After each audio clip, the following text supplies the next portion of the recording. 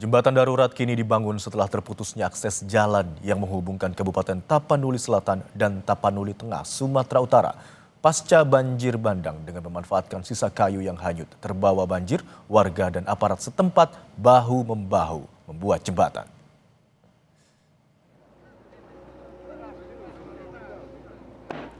Pembangunan jembatan dilakukan agar dapat mempercepat pasokan bantuan terhadap para korban yang tempat tinggalnya tak bisa dijangkau lantaran terputusnya akses jalan. Kini akses Kabupaten Tapanuli Tengah dan Tapanuli Selatan sudah bisa dilalui, walau masih hanya bisa digunakan oleh pejalan kaki. Jembatan penghubung di Desa Garoga ini diharapkan dapat mempermudah aktivitas warga.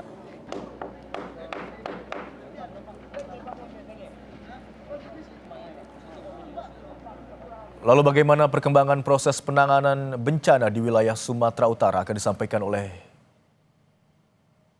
jurnalis Kompas TV, Eril Wiranata dan juru kamera Andika Pratama. Selamat siang Eril, bagaimana sejauh ini proses evakuasi para korban dan juga distribusi bantuan ke wilayah sana? Ya Imron dan saudara, bahwa hingga saat ini dari BNPB yang dimana sudah memasuki dari tanggap darurat hari keempat di Sumatera Utara sendiri, yang dimana dikatakan bahwa di Sumatera Utara yakni sebanyak 172 korban jiwa dan juga masih banyak korban hilang. Namun hingga saat ini dari BNPB pun melakukan pendistribusian, lalu juga melakukan pembukaan jalur yang dimana titik fokus utama pembukaan jalur yang berada menuju Sibolga dari Tapanuli Tengah, yang dimana memang dikatakan masih terputus untuk melakukan pendistribusian, yang dimana dikatakan sebelumnya sudah membuka jalur sejauh 30 km.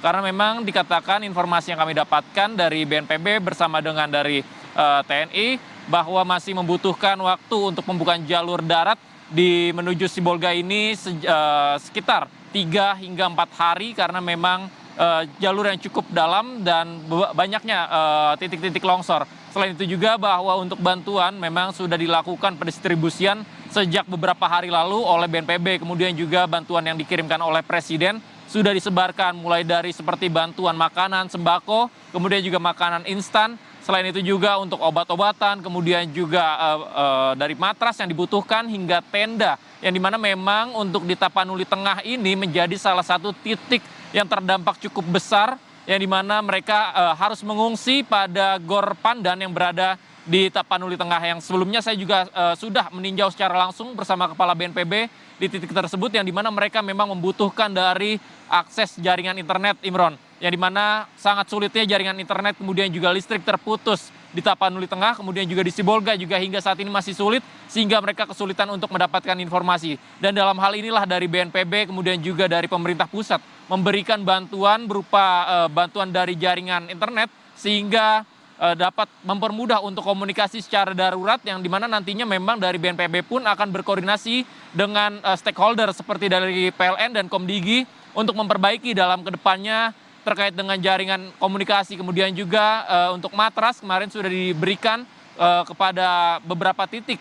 Dan selain itu juga bahwa memang fokusnya terkait dengan pembukaan jalur pada jalur yang berada di desa Koting, yang dimana memang masih cukup tertutup dari longsoran. Selain itu juga memang dikatakan bahwa dari beberapa waktu lalu dikatakan masih adanya penjarahan yang dilakukan karena memang kepanikan dari masyarakat terkait kurangnya logistik ataupun yang dibutuhkan. Namun dari hal inilah dari pemerintah melakukan secara berkala untuk pemberian logistik, yang dimana dikatakan bahwa memang hambatannya karena ini masih melalui udara, sehingga digunakan helikopter yang dimana memang membawa tidak cukup banyak, sehingga dilakukan secara berkala, Imron. Dan dimana Sibolga ini kan memang masih terputus untuk jalur daratnya, sehingga dilakukan melalui udara dengan beberapa sorti. Kemudian juga dikatakan bahwa hari ini dari BNPB sudah berkomunikasi dengan TNI Angkatan Laut untuk mengerahkan 2 KRI-nya dari Jakarta untuk mengirimkan logistik. Tentu saja dengan KRI inilah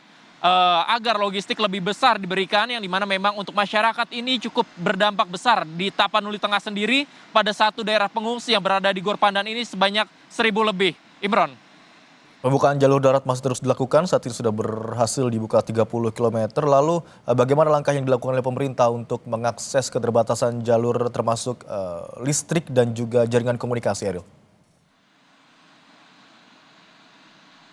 Ya Imron dan saudara, bahwa baru saja disampaikan pada saat konferensi pers dari BNPB sendiri bahwa ia sudah berkoordinasi baik dengan TNI, kemudian juga dari Komdigi, kemudian juga dari PLN dalam hal ini untuk mempercepat dari proses perbaikan. Namun memang fokus utamanya masih terkait dengan pembukaan distribusi jalur darat. Tetapi memang tidak hanya jalur darat saja, melainkan jalur udara yang seperti saya katakan sudah dikirimkan baik dari helikopter, kemudian juga pesawat karavan, dan hari ini sudah diarahkan untuk KRI sebanyak 2 dari Jakarta, karena memang KRI ini dapat mengangkut lebih banyak, Imron, untuk logistik tentu saja, karena memang kebutuhan masyarakat yang berada di Tapanuli Tengah ini dan Sibolga ini cukup banyak, sehingga hal inilah yang menjadi fokus utama untuk memberikan support, karena memang ini sudah masuk dari hari keempat tanggap darurat yang berada di Sumatera Utara. Imron.